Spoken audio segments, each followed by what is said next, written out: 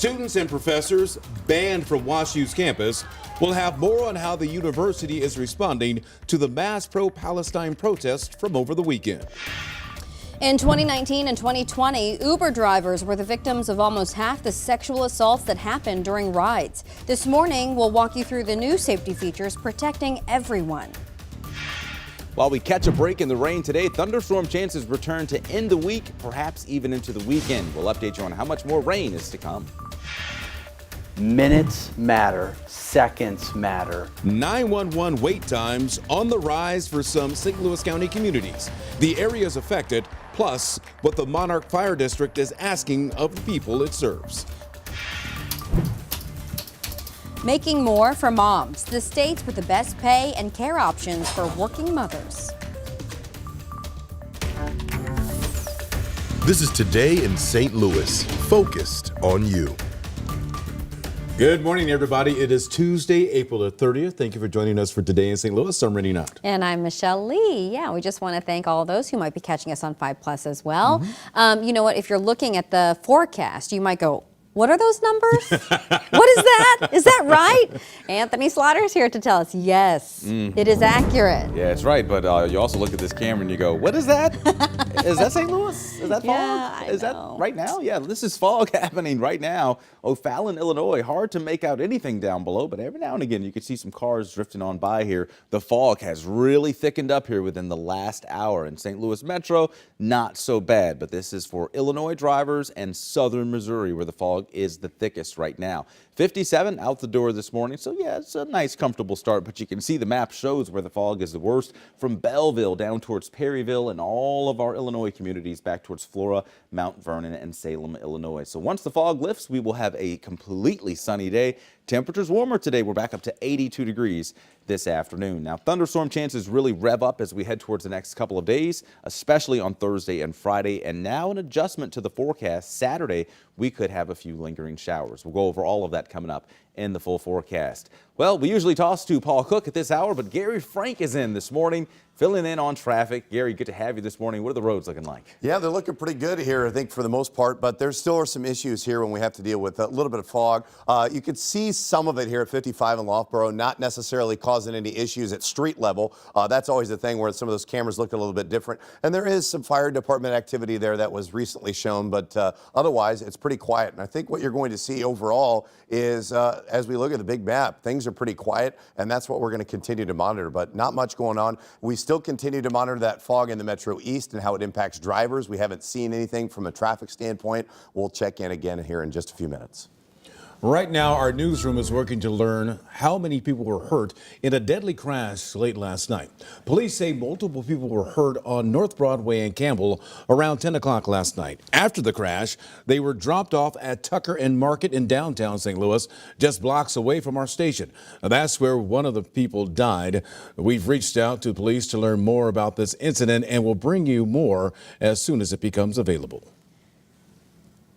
This morning, Washington University is forcing faculty who participated in the pro-Palestinian demonstrations over the weekend to stop teaching. Mercedes McKay is joining us live near the campus with these developments as the college gets more involved. Good morning, Mercedes.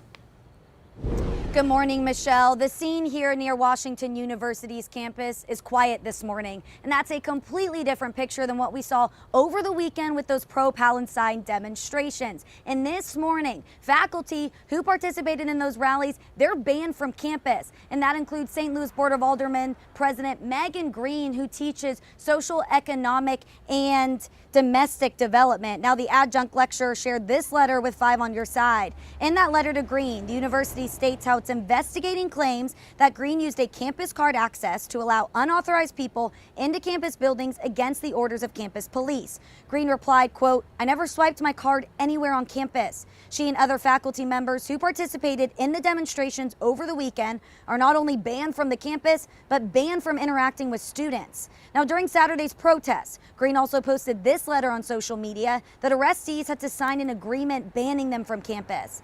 This morning, WashU's chancellor states the school will take serious action against students who violate the university's code of conduct. He also wants to press charges against the 100 protesters arrested, which included 23 WashU students and 4 employees. Now, the university says 3 police officers were injured during those arrests. Now, this morning, everyone who was arrested over the weekend is facing trespassing charges, and some are facing resisting arrest charges and even assault charges. Coming up in our next half hour, I'll tell you how a different university here in St. Louis is focusing on mental health while unrest continues on our college campuses across the country. Live in St. Louis, Mercedes McKay, 5 on your side. And to read more on this story, including the full statement from WashU, you can head to KSDK.com or download the 5 on your side app. That is where we'll also update you when we're not on the air. It's free to download. Just search KSDK on your phone's app store. We are in dire needs of improving our response times. Minutes matter, seconds matter. This morning, the Monarch Fire Department is calling on residents to help make improvements to their 911 response times. Diamond Palmer is joining us live in Creve Coeur with a meeting that's happening tonight to hopefully tackle this issue. Good morning, Michelle and Rennie. Well, the lights actually just turned on here at this firehouse here at the Monarch Fire Protection District. And this district is pretty unique because it serves about 80,000 residents in a nearly 63-mile radius. Now, they say residents right now have to wait more than 10 minutes when they call 911, and they say that's unacceptable, and they're working to change that, but they need the community's help to do so. We're going to pull up a map and show you just where exactly this district serves. So again, that's about 80,000 residents in this district. And as you can see from this highlighted area, that includes Chesterfield, Wildwood, Maryland Heights, a portion of St. Louis County near Maryland Heights, Clarkson Valley, Creve Coeur, and Baldwin. The district has about 5 firehouses that are all situated 20 miles west of downtown St. Louis.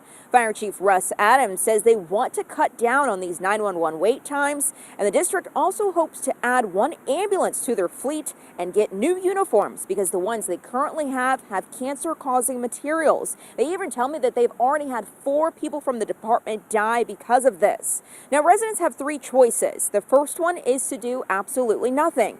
The second option is a 15-cent personal property tax increase, which means an extra $10 a month for a $400,000 home.